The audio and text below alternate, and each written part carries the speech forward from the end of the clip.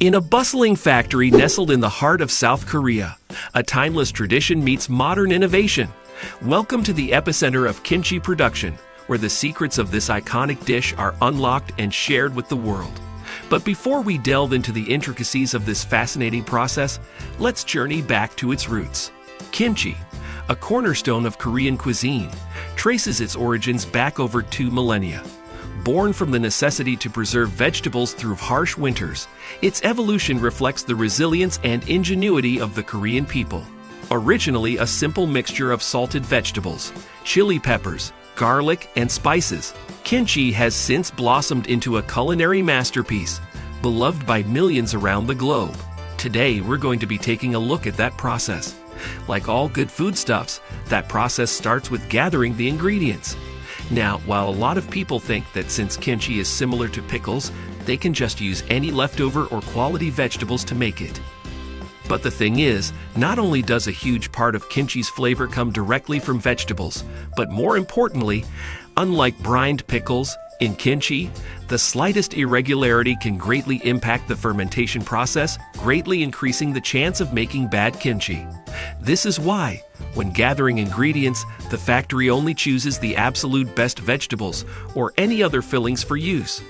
For this particular kimchi, this includes things like carrots, scallions, onions, and of course, some Napa cabbage, which is the heart of a traditional kimchi. That being said, it can include a whole manner of, including but not limited to, meats, fish, fruits, vegetables, and even some cooked foods.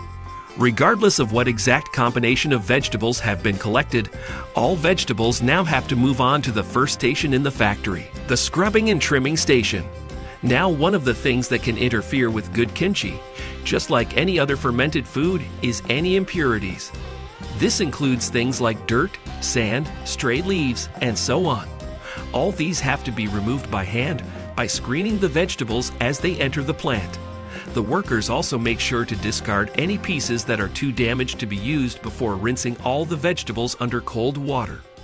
And once not a single speck of dirt remains, they finally move on to the next phase.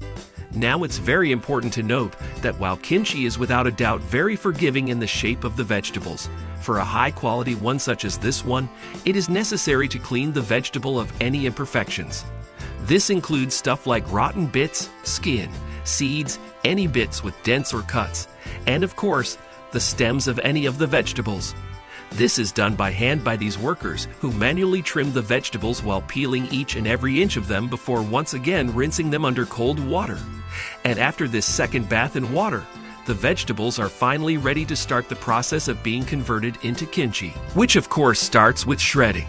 While truly traditional homemade kimchi is made using whole buds of Napa cabbage that have been quartered, it is found that using smaller pieces means that kimchi paste gets deposited evenly without any fuss. This is why before the vegetables can be mixed and sauced, they are first distributed into smaller bits. Workers at the carrot station take their time individually passing clean pieces of carrot through an industrial vegetable shredder. All the while, the scallions are cut and diced by hand on account of them not being shreddable. As for the cabbage, since it is thinner and easier to ferment, it is also able to stay much bigger than the carrots and scallions. After the workers remove the solid cores, it can simply be sliced into long, juicy strips of sweet Napa cabbage. The perfect vessel for the next item on our list, the kimchi sauce. By far the most important thing in the making of kimchi, and the one that gives it the biggest flavor profile, is the bright red paste that is used to cover and ferment the vegetables. This thing known as the kimchi paste can be made in dozens of ways depending upon the availability of ingredients and traditional recipes. That being said, in this factory, the kimchi paste includes a few traditional things. First among them is some ginger juice that is made by shredding some ginger and squeezing it under a press while wrapped in a straining cloth to remove all the super flavorful juice from the vegetable.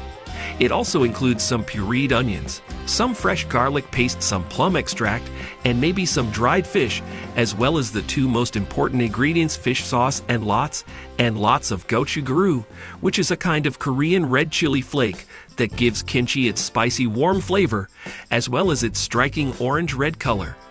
All of these ingredients are combined together in an industrial mixer in predetermined quantity, along with some salt, before they are beaten together into a paste with a texture somewhere between wet sand and mud.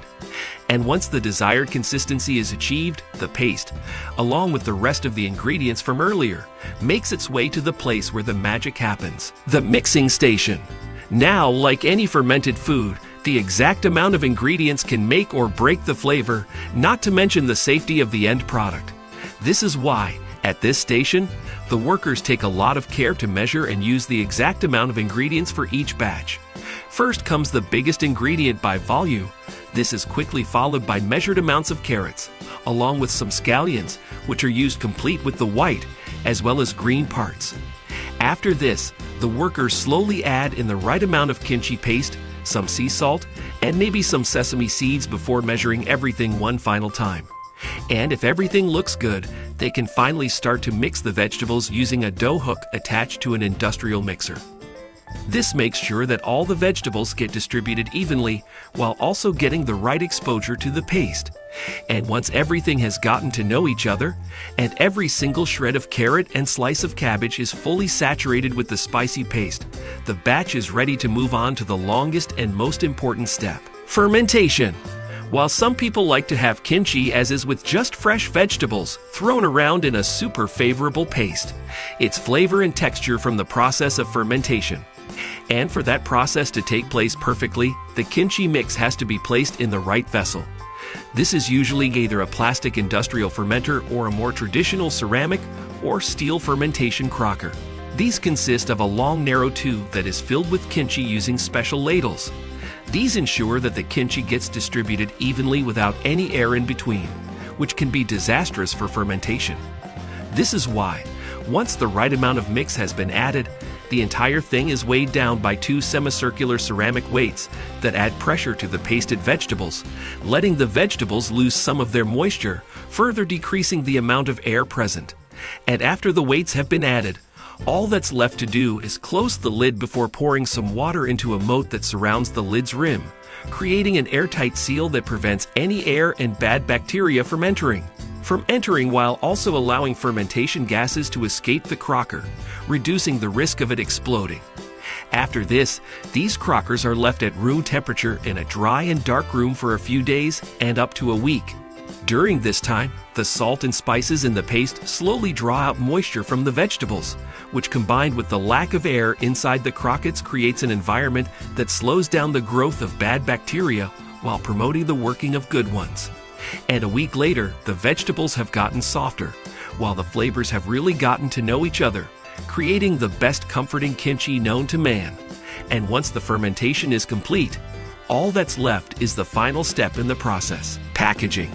Here, the crockers are slowly and carefully removed from their resting places, before they're gently opened so as to not disturb the fermentation gases.